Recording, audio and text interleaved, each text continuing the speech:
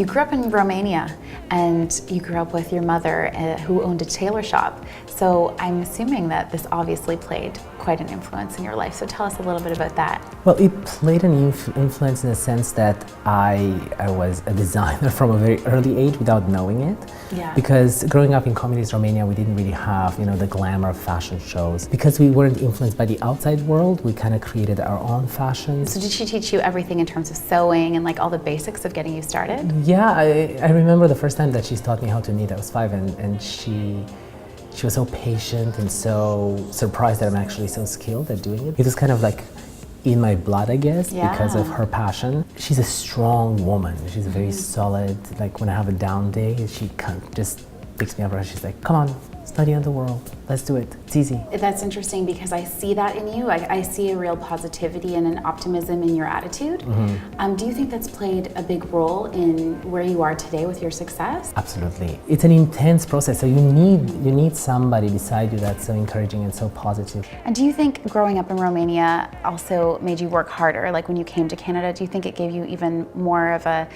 drive, say, than the average Canadian? I think, yeah, that's valid. That's a very valid point. Actually, when I came to Canada, I said, I want to start from the very bottom.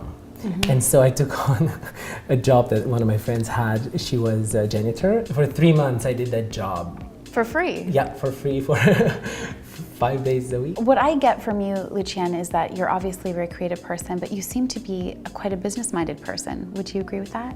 Absolutely. Well, I was fortunate enough to be under one of my bosses. He was very, very business savvy, and he's taught me a lot when I was a creative director for Sirens. Not just creativity that's important, but it also has to sell ultimately, because it's a business, Yeah.